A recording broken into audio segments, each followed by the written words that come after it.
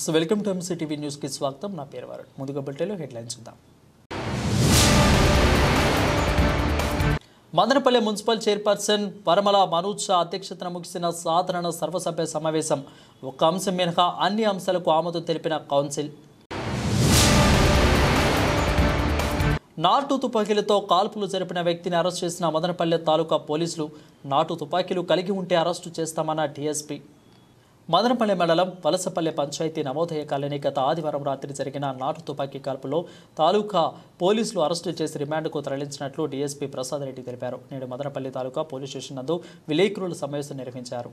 ఈ సందర్భంగా డీఎస్పీ మాట్లాడుతూ మదనపల్లె వలసలపల్లె పంచాయతీ ఆరవకండపల్లె చెందిన దివాకర్ అనే వ్యక్తిని సొంత అన్నైన పురుషోత్తం వదిన రెడ్డమ్మలో ఆస్తిలో వాటా ఇవ్వలేదనే కోపంతోనే పాత కక్షలతో వారి పగ సాధించాలనే ఉద్దేశంతోనే ఈ నెల 28న రాత్రి ఇదే విషయంలో దివాకర్ సూర్యులు గొడవపడ్డారు. రెడ్డి ప్రవీణ్ గొడవ అడ్డుకునే ప్రయత్నంతో చేయగా దివాకర్ అనే వ్యక్తి నాటు తుపాకీతో కాల్పులు జరపగా తీవ్ర గాయాలయ్యాయి. డీఎస్పీ ప్రసాద్ రెడ్డి తాలూకా సిఐ శేఖర్ ముద్దాయిని అదుపులోకి తీసుకుని కేసు నమోదు చేసి కోర్టుకు తరలించారు.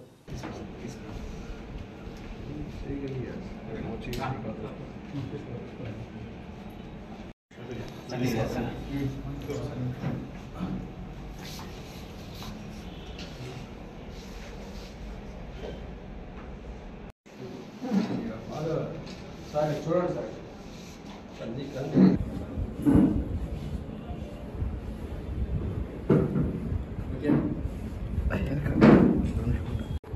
ఓకేనా?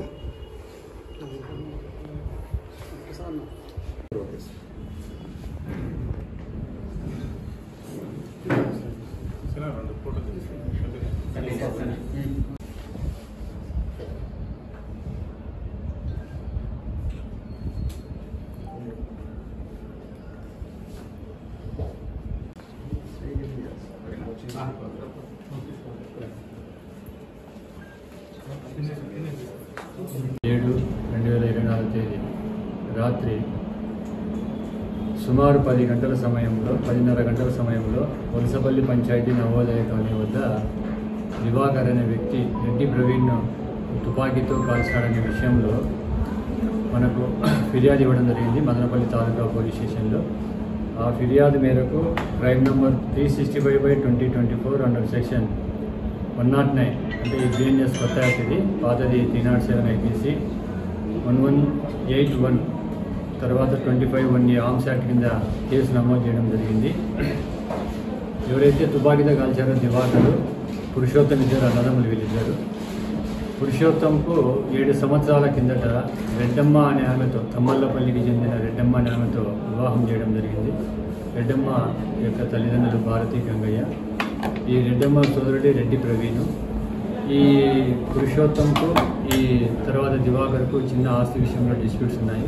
ఇది ఏదో ఆస్తిలో వాటా ఇవ్వలేదనే ఉద్దేశంతో, ఆవేశంతో ఇతను గొడవ పెట్టుకొని అతన్ని తుపాకీతో కాల్చడం జరిగింది. తొడకు లెఫ్ట్ థైకి గాయాలయ్యాయి. మనం కేసు నమోదు చేశాము.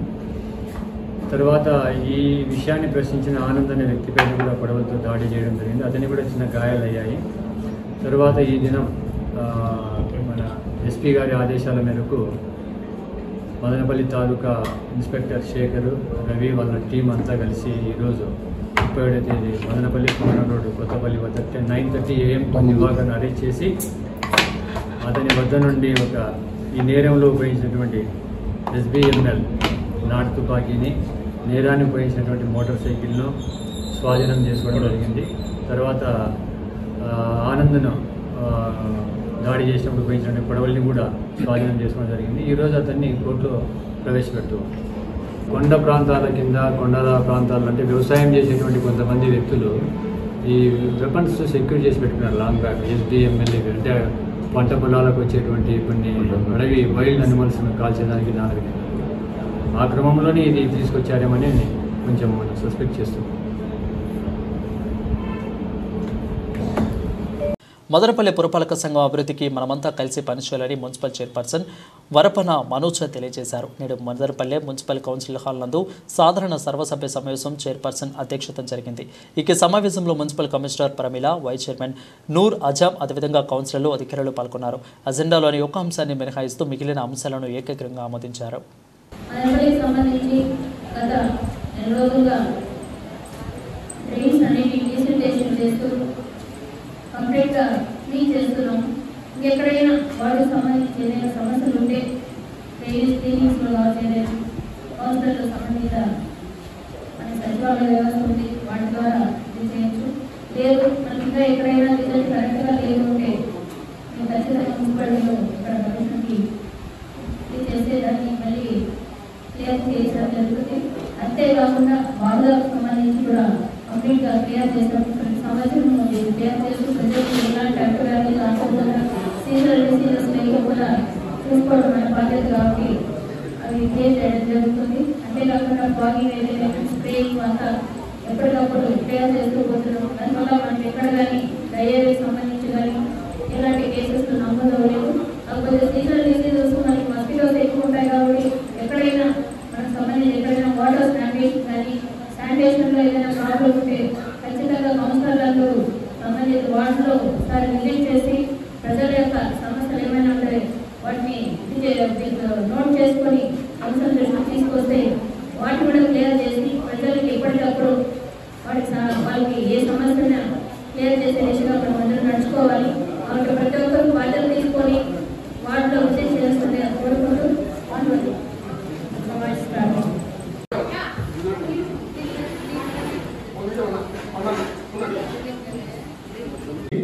Condition of the vehicle scrap, valuation of the vehicle వచ్చి 31,000.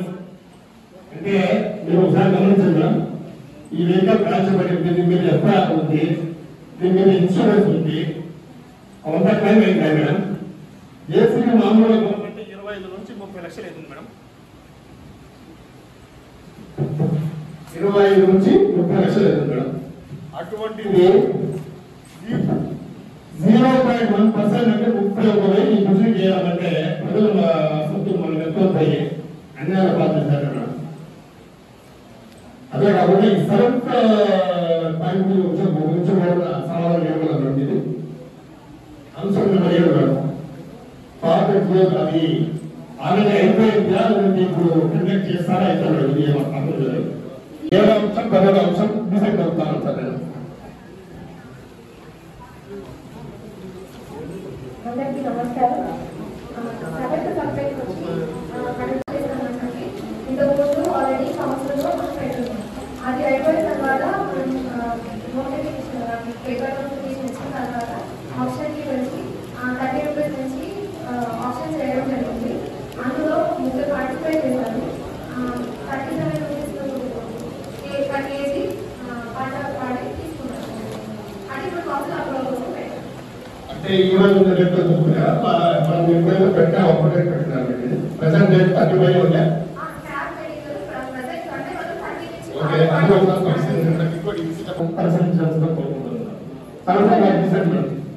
తప్పకుండా 17 అంశాన్ని పెండింగ్ పెట్టించి మరొకసారి ఎంక్వైరీ చేయించి దానికి సంబంధించిన డీటెయిల్స్ విధంగా పెట్టండి.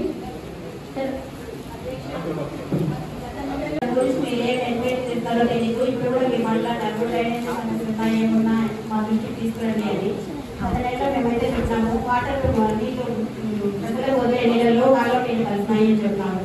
మళ్ళీ ఇప్పుడు క్యాంపస్ ఏరియాలో 1 వీక్ నుంచి కంప్లైంట్ వస్తుంది, కాలువ నీళ్ళు వస్తున్నాయని. అసలు అక్కడ వాటర్ మ్యాన్ ఎవరున్నారో మీరైనా తెలుసా? లైన్ మ్యాన్ ఎవరున్నారో తెలుసా? మీకు మీరు చేశారా? అసలు ఖచ్చితంగా అండి దాన్ని తీసుకోండి. ఏం కాదు సంబంధించి మాట్లాడుతారండి. ఇమీడియట్ గా జరిగేటట్టు యాక్షన్ తీసుకోవాలి. ఎందుకంటే వాటర్ పోలీస్ సమస్యలు వచ్చాయి, డయేరియా వచ్చిందని అందరికీ తెలిసిన విషయం. కాబట్టి అట్లాంటి విషయాలు మాత్రం ఇమీడియట్ గా దాని మీద యాక్షన్ తీసుకొని ఎక్కడ ఏమున్నా వాటర్ లీకేజెస్ కనీసం ఇన్ఫార్మ్ చేయరు. చెత్తబండి ఒకటి వస్తుంది అధ్యక్ష, అది రోడ్లో పోతా ఉంటే చెత్త ఎండవేయాలి. ఇప్పుడు ఇంట్లో మొదటికి వస్తుందంటే సౌండ్ వినబడి పై నుంచి కిందకు వచ్చే వాళ్ళు ఉంటారు, ముస్లిం ముందుకు ఉంటారు, ఎంత వాళ్ళు ఉంటారు. కనీసం ఒక ఇంట్లో ఒక 5 minutes ఒక దగ్గర వెయిట్ చేస్తే వాళ్ళు తీసుకెళ్తాం. చెత్తబండి పెట్టుకోతూ ఉంటే చెత్త ఏం చేస్తారు? ఇది కూడా కంప్లైంట్. చిన్న చిన్న విషయాలు కూడా మేము చూసుకోవాలంటే ఎలా ఉంటుంది చెప్పండి. చిన్న చిన్న షాపుల వల్ల చికెన్ షాపులు కానీ మిగతా షాపులు వాళ్ళంతా రాత్రి కూడా వాటి వల్ల చెత్త వేస్తారు. ఇన్ని లక్షలు ఖర్చు చేసి మళ్ళా పని చేస్తున్నారు. మళ్ళా ఒక 3 నెలల తర్వాత చూస్తే మళ్ళా దౌర్దాకాల్లో సేమ్ ఇంకా మారుతుంది. దానికి ఏదో బందోబస్తు చేసి అది బ్రిడ్జ్ కాడ దాదాపు నేను అలా కౌన్సిలింగ్ చెప్పడం జరిగింది. ఆ హోర్డింగ్స్ గురించి ఆ హోర్డింగ్స్ అడ్డం పెట్టి చేస్తే దానికి సంబంధించి ఒక ఇది తీసుకోవడం జరిగింది. అన్ని బ్రిడ్జ్లు బ్యూటిఫికేషన్ చేయాలని చెప్పి ఆలోచిస్తున్నాము. దాన్ని బట్టి దానికి అంతా కొటేషన్స్ అవన్నీ తీసుకుంటున్నాము. అంతా కొటేషన్స్ వచ్చేస్తే బ్రిడ్జెస్ మీదుగా 8 feet height లో టైర్స్ అన్ని పెట్టేసి దానికి అడ్డు వస్తాయండి. ఆ టైర్స్ లో కూడా అలాగా ప్లాన్ చేస్తున్నాము. బ్రిడ్జెస్ ని ఇక్కడ మున్సిపాలిటీ బ్రిడ్జ్ అయితే ఇక్కడ Bengaluru bus stand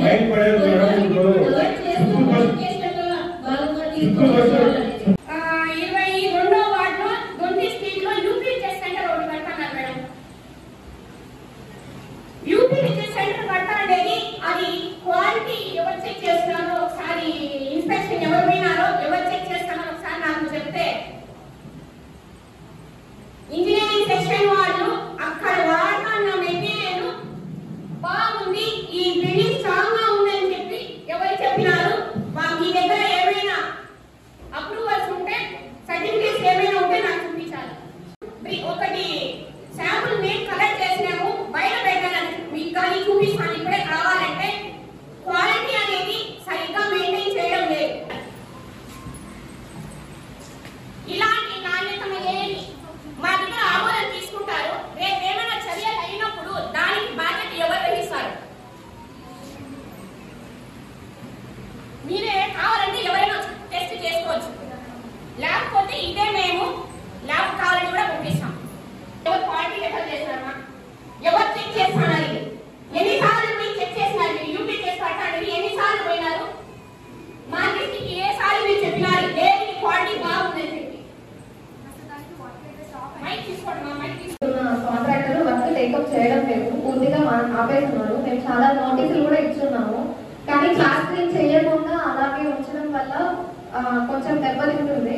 work take up చేయమని చెప్పి నోటీసులు కూడా ఇచ్చున్నాము. కానీ అతను టేకప్ చేయట్లేదు. ప్రజలు మమ్మల్ని కట్టే ట్యాక్స్ వాళ్ళు ఇచ్చే దాంట్లోనే కదా మనం అంతా రెడీ చేస్తానేది. ప్రజలకు అది మిస్యూజే కదా. ఖచ్చితంగా మేము క్వాలిటీ చూసుకుంటాము. వర్క్ టేకప్ చేసిన వెంటనే మేము అది క్వాలిటీ ఇన్స్పెక్షన్ చేస్తాం. ఇప్పుడు చెక్ చేయరా? వర్క్ టేకప్ ఎంత మాత్రం వర్క్ జరిగిందో దాన్ని చెక్ చేయరా? చెక్ చేస్తాం, కానీ చూస్తాం.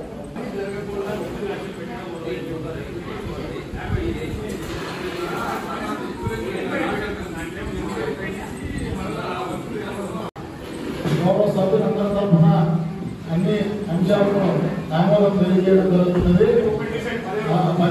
100 రోజుల హౌసింగ్ స్కీమ్ కింద మంజూరైన ఇళ్లను లబ్ధిదారులు వెంటనే పూర్తి చేయాలని హౌసింగ్ డిఈ దీనదయాళ్ రాజా కోరారు. ఇక నేడు ఆయన ఛాంబర్లోని ఎంసీటీవీతో మాట్లాడుతూ గత ప్రభుత్వంలో 15,000 ఇళ్లను మంజూరు చేయడం జరిగిందని అన్నారు. ఇందులో 50% ఇళ్లను లబ్ధిదారులు నిర్మించుకున్నారని అన్నారు.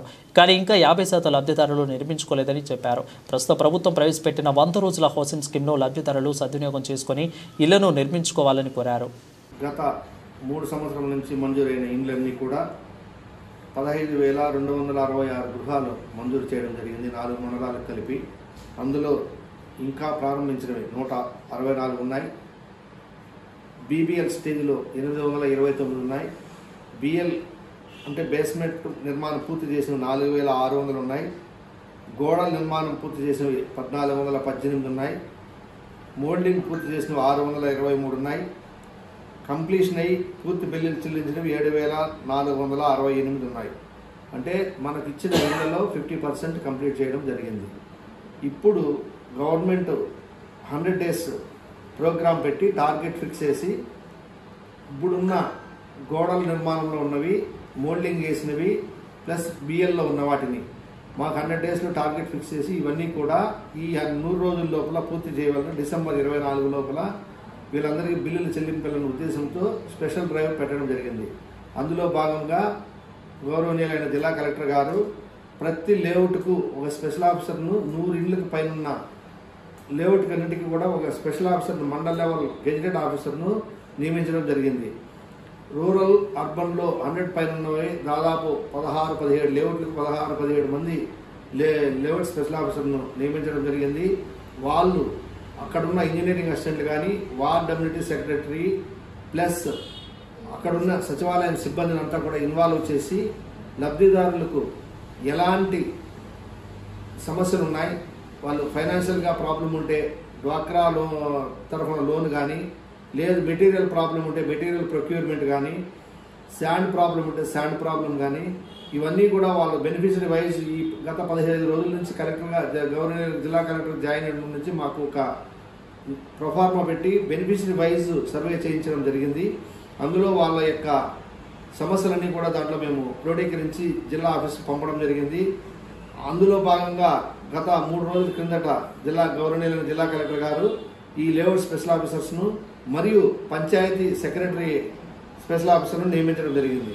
అందులో పంచాయతీ సచివాలయంలో పనిచేసే సెక్రటరీ కానీ, ఇంజనీరింగ్ అసిస్టెంట్ కానీ, మండల వెల్ఫేర్ అసిస్టెంట్ కానీ, తర్వాత మహిళా పోలీస్ కానీ, విఆర్ఓ కానీ, తర్వాత వీళ్ళందరినీ కూడా ఇన్వాల్వ్ చేసి అక్కడ గునాది నుండి మోల్డింగ్ నిర్మాణం వరకు ఉన్న ఇళ్ళన్నింటినీ కూడా వాళ్ళకు ట్యాగ్ చేసి ఒక్కొక్క ఆఫీసర్కు ఒక ఎన్ని వస్తాయో ఆ సచివాలయంలో బ్యాలెన్స్ నీళ్ళని సమానంగా పంచి వాళ్ళను మోటివేషన్ చేసి వాళ్ళను ఎట్టి పరిస్థితుల్లోనే ఈ సంవత్సరం ఆఖరి లోపల అన్ని బిల్లులు చెల్లింపాలనే ఉద్దేశంతో ప్రభుత్వము ఈ నిర్ణయం తీసుకుంది. దీనికి అనుగుణంగా మేము మదనపల్లి ఎంపీడీఓ గారు, రామచంద్రం ఎంపీడీఓ గారు, నిమ్మనపల్లి ఎంపీడీఓ గారు, మదనపల్లి కమిషనర్ మేడం గారు అందరినీ ఒక మీటింగ్ నిర్వహించి వాళ్ళకు ఈ సంబంధిత విషయాలన్నీ తెలియజేసినాము. దీనికి గాను ఈ వారంలో మొత్తం ఈ మీటింగ్స్ అంతా కూడా సచివాలయం వైజు, లేఅవుట్ వైజు ప్రతి చోట మీటింగ్ పెట్టి లబ్ధిదారులను సమావేశపరిచి వాళ్ళకు కావలసిన అన్ని సహాయ సహకారాలను మా డిపార్ట్మెంట్ తరఫున అందించడానికి మేము సిద్ధంగా ఉన్నాం. సిమెంట్ కానీ, స్టీల్ కానీ ఇవన్నీ అందుబాటులో ఉన్నాయి. ఎవరు బయట కొనుక్కోవాల్సిన అవసరం లేదు. మేమే సిమెంట్ ఒక ఇంటికి 100 బస్తాలు ఇస్తాం. స్టీలు కూడా దాదాపు 300 కేజీలు 400 కేజీల వరకు ఇస్తాము. ఈ గోడలు కట్టిన వాళ్ళు పూర్తిగా ఫస్ట్ మోల్డింగ్ వేసి బయట ప్లాస్టింగ్ చేసిన వెంటనే వాళ్ళ ఫైనల్ బిల్లులు చెల్లిస్తాము. అదే గుణాలు ఉన్న వాళ్ళకు వాళ్ళు డ్వాక్రాలో ఇంతకు ముందు కూడా లోన్లు తీసుకుని ఉంటారు. అవి పూర్తిగా గత 2 సంవత్సరాల క్రిందట తీసుకొని కూడా పూర్తిగా తీరిపోయి ఉంటాయి. మళ్ళీ ఇప్పుడు కావాలని కూడా ప్రభుత్వం వారు వాళ్ళకి మళ్ళీ లోన్ మంజూరు చేయమని చెప్పినారు. దానికి వడ్డీ కూడా హౌసింగ్ కార్పొరేషన్ తరఫునే మేము చెల్లిస్తూ ఉన్నాం. ఒక దఫా చెల్లించడం జరిగింది. ఇప్పుడు మళ్ళా కూడా గృహ నిర్మాణ సంస్థ తరఫున గృహ నిర్మాణ సంస్థ లబ్ధిదారులకు 35,000 రూపాయలు లోన్ ఇవ్వమని చెప్పి మన వెలుగు సంఘాలకన్నిటికీ ఆదేశించి ఆ వడ్డీ కూడా వాళ్ళకి జమ చేయడం జరిగింది. కాబట్టి ప్రతి లబ్ధిదారులు మీకు ఇచ్చిన అవకాశం దాదాపు 3 సంవత్సరాలు అవుతా ఉంది. మీరు ఇంటి నిర్మాణం పూర్తి చేసుకొని మీకు రావాల్సిన బిల్లులన్నీ తీసుకొని సర్వహక్కులతో మీరు ఆ ఇంటిని స్వాధీనపరచుకోవాలని కోరుకుంటున్నాం. దీంట్లో ఎలాంటి సమస్యలున్నా మండల ఏఈ ఉంటారు. ఆ సంబంధిత ప్రతి సచివాలయానికి ఒక ఇంజనీరింగ్ అసిస్టెంట్, రూరల్లో అయితే, అర్బన్లో అయితే వార్డ్ అమ్యూనిటీ సెక్రటరీ అంటారు, వాళ్ళు ఉంటారు. వాళ్ళకి మీరు తెలియజేసి మీకు ఎలాంటి ప్రాబ్లమ్స్ ఉన్నా హౌసింగ్ ఆఫీస్ మదనపల్లి ఉంది, అక్కడ కూడా వచ్చి తెలియజేసుకొని మీ ఇంటి నిర్మాణాన్ని పూర్తి చేసుకుంటారని ఆశిస్తున్నాము. గవర్నమెంట్ పెంచిన యూనిట్ కాస్ట్ కొత్త వాటికి 2025 నుంచి స్టార్ట్ అవుతుంది. ఈ పాత లబ్ధిదారులకు ఎవరికి ఇది అందుబాటులోకి రాదు. ఎందుకంటే మీరు ఆ అపోహలో ఉండి మాకు కూడా ఆ 4 లక్షలు వర్తిస్తారనే ఉద్దేశంతో ఎవరు ఉండద్దండి. మీకు ఈ పాత స్కీము పాత బిల్లులు అనేది ఆ యూనిట్ కాస్ట్ ఉంటుంది. కాబట్టి మీరు మా దగ్గర గృహ నిర్మాణ సంస్థ రావాల్సిన బిల్లులన్నీ కూడా మేము చేయడానికి సిద్ధంగా ఉన్నాము. మీరు మీ స్టేజ్ను వెంటనే పూర్తి చేసి మీ బిల్లులు తీసుకోవాల్సిందిగా ప్రతి ఒక్క లబ్ధిదారుని మేము కోరుతున్నాం. వర్షాభావ పరిస్థితుల దృష్ట్యా వేరుశెనగ పంట సాగు చేస్తున్న రైతులు యూరియా మందును పంటకు చల్లాలని వ్యవసాయ శాఖ ఏడీ శివశంకర్ కోరారు. నేడు మదనపల్లిలోని పట్టణంలోని వ్యవసాయ శాఖ కార్యాలయంలో ఆయన విలేకరులతో మాట్లాడారు. ప్రస్తుతం వర్షాలు కురవకపోవడంతోనే వేరుశెనగ పంట సాగు చేస్తున్న రైతులు నష్టపోకుండా తమ సూచనలు పాటించాలని కోరారు. 1 ఎకరాకు వేరుశెనగ పంటకు 200 లీటర్ల నీటితో ½ కిలో యూరియా కలిపి మొత్తం ద్రావణాన్ని పంటకు పిచికారీ చేయాలని సూచించారు. ఇలా చేస్తే పంట నష్టం వాటిల్లదని చెప్పారు.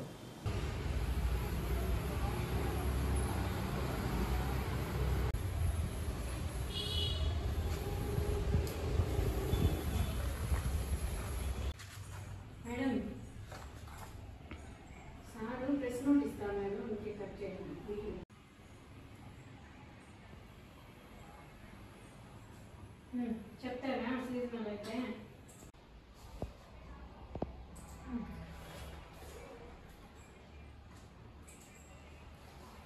సోదరులందరికీ నమస్కారం. మన మదనపల్లి డివిజన్లో ప్రధానమైనటువంటి పంట వేరుశనగ. ఈ వేరుశనగ సంబంధించి మనకు సాధారణ సాగు 20,000 హెక్టార్లు అయితే కనుక ఇప్పటివరకు మనకు అందినటువంటి రిపోర్ట్ ప్రకారం చూస్తే కేవలం 4,000 హెక్టార్లు ఇంచుమించు 1/5 వంతు మాత్రమే మనకు వేసినారు. ఇది కూడా రీసెంట్గా వర్షాలు ఏమి లేకపోవడం వల్ల పంట బెట్టకు గురవుతోంది, నీటి ఎద్దడికి గురవుతోంది. కాబట్టి ఇటువంటి తరుణంలో రైతు సోదరులు 2% యూరియా స్ప్రే చేసుకుంటే కనుక, అంటే 2 గ్రాములు యూరియా 2 లీటర్ నీటిలో కలుపుకొని కనుక స్ప్రే చేసుకుంటే, అంటే ఎకరాకు చూసుకుంటే మనకు 400 గ్రాములు ఇంచుమించు 1/2 కిలో యూరియా 200 లీటర్ల నీళ్ళలో కలుపుకొని స్ప్రే చేసుకున్నట్టయితే కనుక ఈ వడలిపోయినటువంటి పంటను కాస్త కొంచెం కాపాడుకోవచ్చు. కాబట్టి రైతు సోదరులందరూ కూడా ప్రస్తుతం ఈ వర్షాధార పంటల్లో ఉన్నటువంటి వేరుశనగని కాపాడుకోవడానికి ఈ యొక్క మార్గాన్ని, అంటే 400 గ్రాముల యూరియాని 200 లీటర్ల నీళ్ళలో కలుపుకొని స్ప్రే చేస్తే కనుక వడలిపోయినటువంటి వేరుశనగ పంటని మళ్ళీ మనం కాపాడుకోవచ్చు. మున్సిపల్ కౌన్సిల్ నాగార్జున బాబు ఆధ్వర్యంలో జరగనున్న సామూహిక వివాహాలను పేదలు సద్వినియోగం చేసుకోవాలని మున్సిపల్ చైర్పర్సన్ వరపల మనోజ కోరారు. నేడు మదనపల్లె కౌన్సిల్ హాల్ నందు సామూహిక విలేకరులకు సంబంధించి గోడ పత్రికలను చైర్పర్సన్ ఆవిష్కరించారు. ఈ కార్యక్రమంలో వైస్ చైర్మన్ నూర్ అజాం, అదేవిధంగా నిర్వాహకులు నాగార్జున బాబు, కౌన్సిలర్లు ప్రసాద్ బాబు, కాచా ఉన్నారు. ఈ సందర్భంగా చైర్పర్సన్ మాట్లాడుతూ మదనపల్లె సాయిబాబా ఆలయంలో ఆగస్టు 31న జరుగు సామూహిక వివాహాలు కార్యక్రమాన్ని పేదలు తమ పేర్లను నమోదు చేసుకోవాలని కోరారు.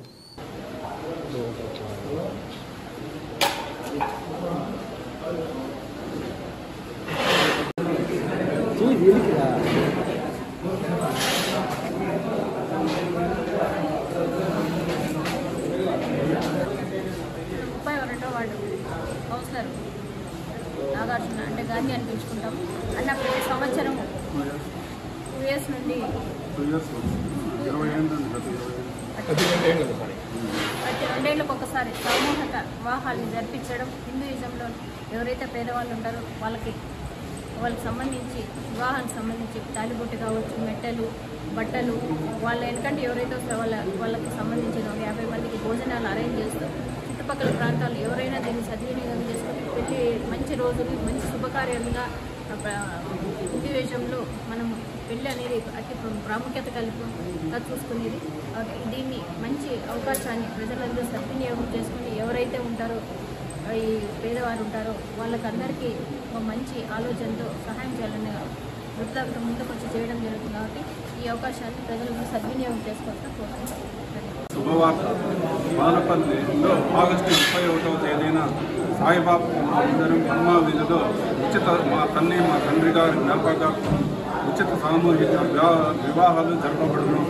మదనపల్లి ప్రజలంతా ఈ యొక్క శుభ అవకాశాన్ని సద్వినియోగం చేసుకుంటున్నాం. బంగారు బొట్టు, వెండి మెట్టలు, బట్టలు, ఒక గంటకు 50 మంది భోజనాలు కల్పించడం జరిగింది.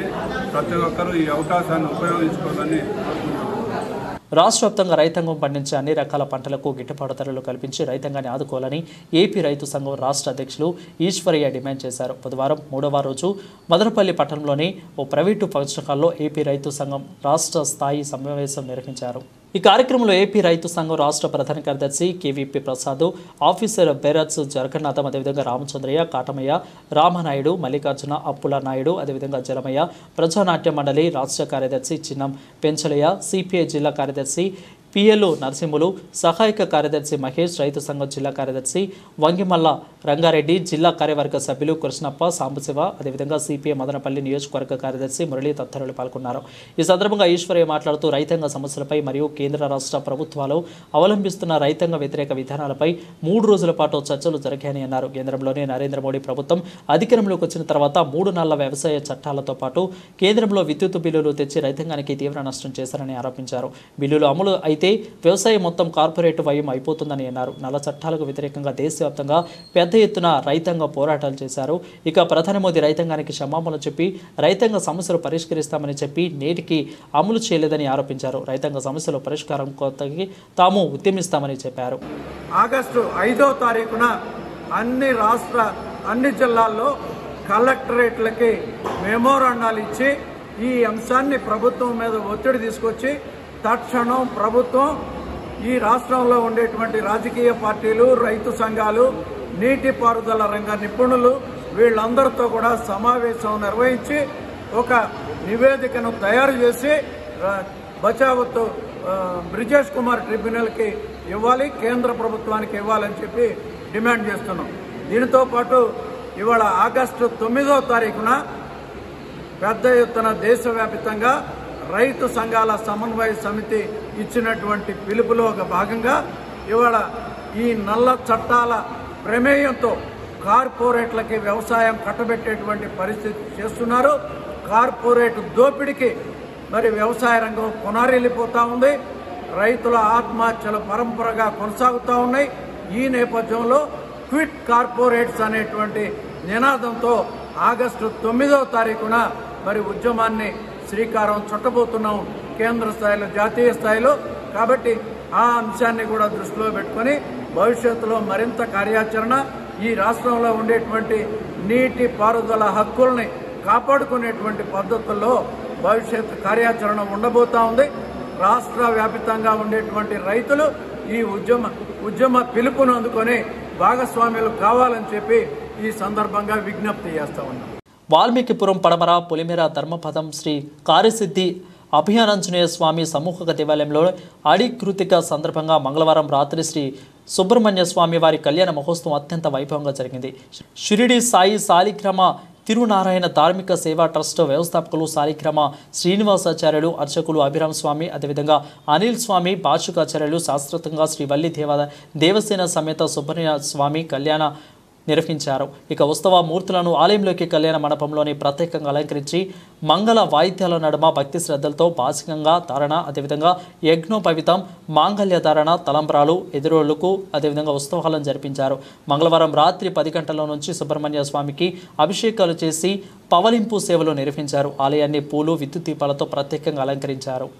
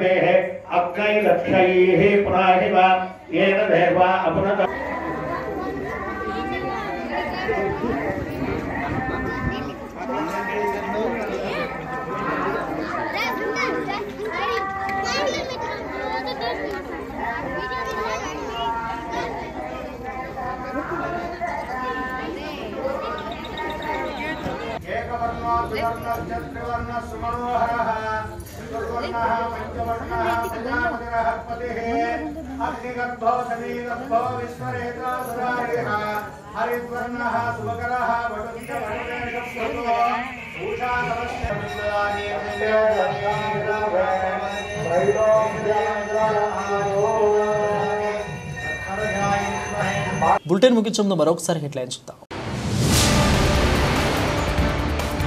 మదనపల్లె మున్సిపల్ చైర్పర్సన్ పరమల మనోజ్ షా అధ్యక్షతన ముగిసిన సాధారణ సర్వసభ్య సమావేశం. ఒక్క అంశం మినహా అన్ని అంశాలకు ఆమోదం తెలిపిన కౌన్సిల్. నాటు తుపాకీలతో కాల్పులు జరిపిన వ్యక్తిని అరెస్ట్ చేసిన మదనపల్లె తాలూకా పోలీసులు. నాటు తుపాకీలు కలిగి ఉంటే అరెస్టు చేస్తామన్న డీఎస్పీ. ఇవి ఇప్పటివరకున్న బులెటిన్ అప్డేట్. చూస్తూనే ఉండండి ఎంసీటీవీ న్యూస్.